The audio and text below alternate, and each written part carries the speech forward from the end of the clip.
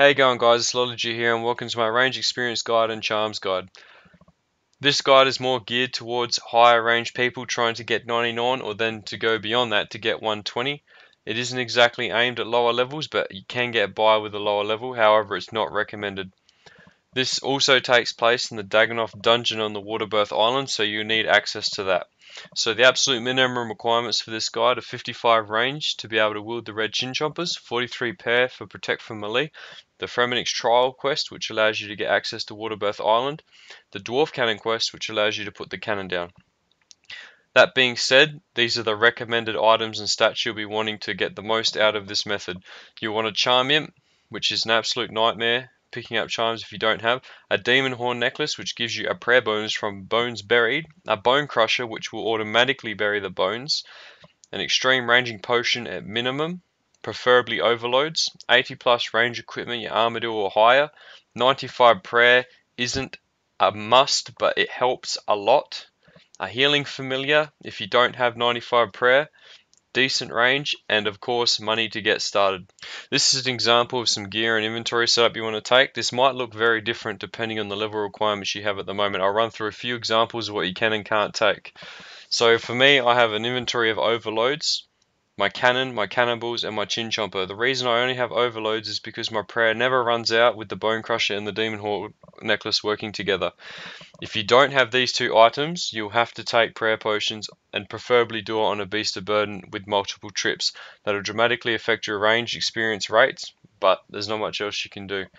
If you don't have overloads, take extremes. Also bring some teleport tabs to get out of there and have your charm imp to automatically pick the charms up. If you don't have a charm imp, you can individually pick them up if you really want to, but that will almost half your experience rate, so I do not recommend that. I highly recommend you spend a week or two doing dungeoneering to get the required items to successfully perform this.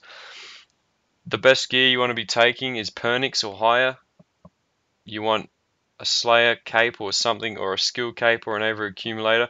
You want a crossbow in the other hand with bolts, because the chin chompers do work with an offhand crossbow, and the crossbow gives you the range bonus, and whatever ring you see fit. I use an archer ring in this, but there are better ones available.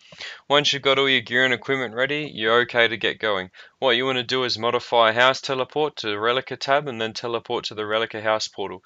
Then from there you run north through Relica, then west towards the boat where you talk to Jarvis, that will then travel you to Waterbirth Island. Once on the item, you want to run all the way around, shown in the clip, then get to the cave entrance. When you click on the cave entrance, it'll ask if you want to proceed. Beware though, the rock crab in front of it will hit you and take you into combat, which will close that menu, so you have to dodge that rock crab. Once you've gone down the hole, run to the back end of the tunnel and find the location shown in the video. Once there, you can begin to set up. So once you're in position, what you want to do is set your cannon up. You want to set your cannon up in the center of the room shown on the minimap. It's on the far east end of the cavern system. From there, you put your quick prayers on, you pot up, and then you stand under the cannon, making sure that you regularly refill it. You stand under the cannon because you occupy the space that a Dagannoth could take, and if there's Dagannoth under the cannon won't shoot them. So with this method, you effectively get every single Dagannoth in your radius with a cannon. All you do is chuck your auto retaliate on and just make sure that you fill your cannon up. It's as easy as that. Take note though, you need to pick your cannon up and put it back down every 30 minutes or you'll lose it. So keep an eye for that in your inventory. Other than that, it's as simple as AFKing, standing there and clicking and watching everything die and getting free experience. So if you like what you see here, guys, please don't hesitate to subscribe, like and comment on the video. There'll be much more of these guides coming in the future. As with always, I'm open to any sort of recommendations and improvements you have in my videos. So if you enjoy what you see, guys, please don't hesitate to get involved. So thanks for watching, guys, and I hope you have a good day and this has helped.